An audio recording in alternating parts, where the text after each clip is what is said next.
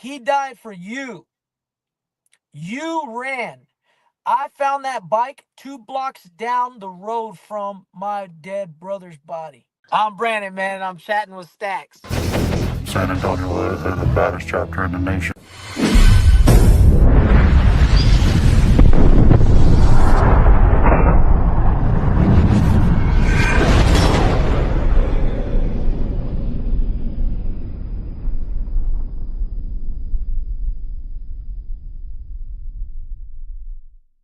Welcome to this episode of Chatting with Stacks. I'm your host, Bill Stacks, and today I got Loco. What's up, man?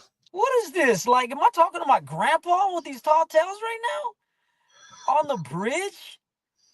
What do you eat? Oh, the overpass, you mean? The little overpass with a sniper rifle? Man, you're an idiot if you think I believe that crap. Absolute stupidity.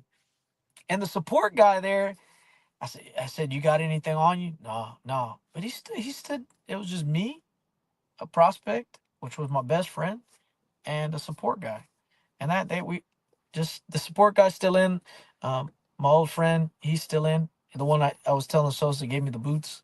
That dude showed up. We got into so much together, bro. You would not believe the first time we ever had any issues when it was relating to shootings and stuff like that. He was there with me. He wouldn't leave me. He would not leave my side on bikes. It was very intense. He would not leave my side, man. I love him too much to say his name, but I miss you if you're listening, brother. Yeah, he knows you're talking about him, right? Yeah. Everybody does. I promise you that. So we were inseparable, bro. I've heard you in other interviews talk about a lot of your brothers were getting killed throughout this time from you prospecting, throughout getting your patch. How did those transpire? What was it like the first time something like that happens? The first time was 3 people in one hour. So it was all the guy Ray that I told you picked me up when I got into the fight in Galveston. He died in the same hour. Andy died that same hour, and Tigger died that same hour. And I got sent to the scene to take the bike from the scene so that the feds couldn't recover it. So my club threw me into everything. I was on a bike while things were just going nuts. While I was on a shot up bike with cats shooting people up on a highway, trying to run from the scene just to make sure a national was bikes wasn't going to be towed. Wow. Yeah. So they were on their bikes and I'm grieving and doing things for these morons. And after this is the crazy one of the national. So the Tigger gave his life to save our national sergeant. Tigger gave his life. Please put this out there, bro. Tigger died. He took all the bullets from my national, all of them.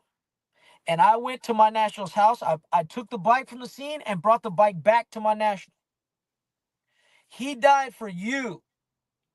You ran.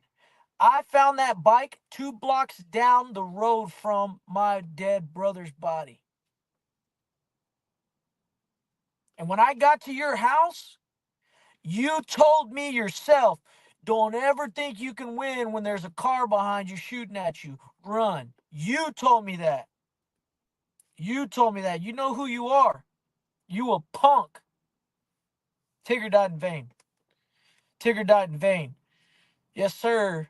And took every single bullet for that national.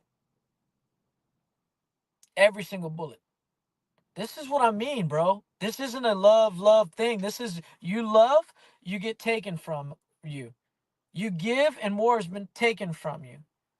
Up until your actual life is taken, and then you have jokes and everything else. Everybody will tell stories about you. And he just had a daughter. He just had a daughter.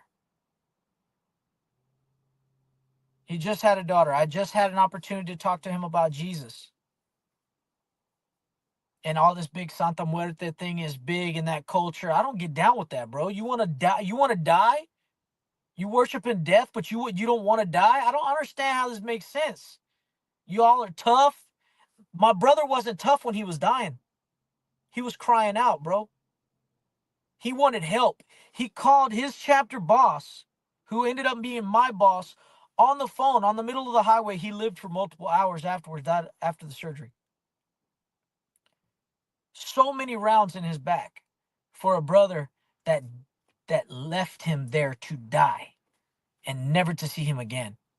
And then left and was at a funeral, drinking, had his feet up on a fire, laughing and telling stories. I was there, brother. I was there in his face. This national straight up told me, hey, man, look at my heel. You see a bullet graze my heel? There wasn't no damn bullet in your heel, boy. One bullet hit his exhaust pipe. One bullet hit his exhaust pipe, bro. I rode that bike twice. Ain't nothing wrong with that bike. My other brother's body is riddled with bullets. Let's be real. And the story he told me straight up, bro, was, oh, well, the homies, first it was the homies, then it was the beast. The homies did this, the beast did this, the homies did that. Oh, get your story straight. You're national, so you ain't really about to tell the truth to me. But the supposed Tigger went back and seen the car, because when you're with a national, with your boss, if a car pulls up, rolls down the windows, you go back and your boss gets away. But bro, most of the time, you ain't got a boss that pee like that. People want to argue and hey man, that's not true. That's not true. It's true. And that man was stripped of his national ribbon. He was no longer national after that because a certain chapter who I don't agree with, but they had all the legs to stand on this situation. They're used as cannon fodder, so they use other people as cannon fodder. That's the truth. People don't like that. The truth is very unpopular. Then I'll be unpopular. Because I was there. Three of our brothers, I was texting my dead brother as he was dying. I was texting my dead brother, as one dead brother's right here. I was texting another brother that, hey, bro, they're coming. He's dying. And then the brother next to him dies. All in the same day, and I'm a prospect. And, oh, you want to be this tough guy and live this life. Half of y'all 1%ers that's been in this thing for 10 years ain't even seen a quarter of that. You ain't seen none of it. Let's be real. Not all of you could have been in some serious stuff because you're all free. Either that or you're a snitch. Pick one. You ain't all been in shootouts. You ain't all been in this whole lifestyle. Y'all are liars and fakes and phonies. I promise you that. Or they don't ride. They don't ride. They don't rep their clothes. Half these cats don't. Man, bro, I was glint, bro. I looked like a dork with all the red and gold crap. I had red and gold on my nutsack, man. I was running around with red and gold tassels, red and gold this, red and gold that, looking like some dang cheerleader.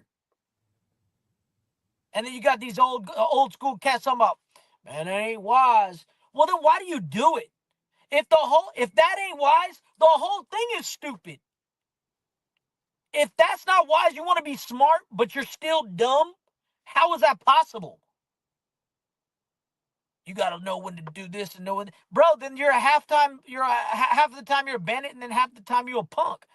All right, cool. I'll take punk. You're not my brother no more. Leave me alone. Don't give me advice. How about we quit together? If you want to be smart, let's talk about smart. Smart's leaving. Oh man, he did this the wrong way. Well, do what? All of it's wrong. What legacy are you leaving? What legacy are you actually leaving with this lifestyle? The truth hurts. You're wasting your time, your resources, everything, and then you're going to end up either in jail or like our brother, dead, and gets no respects after that. Brother, I had a president, Chepo. Chepo, you a punk. Chepo was banging his wife months after he died. The president of Baytown chapter was smacking cheeks on our dead brother's wife. Yeah, this is brotherhood. This is brotherhood. We got whole countries, whole states burning. We got people, we got real problems to take care of, and we're over here dying because of stupid colors. Man, piss on your colors. You wouldn't have done nothing for my family if I'd have died. Y'all all expected me to die. Y'all all expected that I'd be dead already.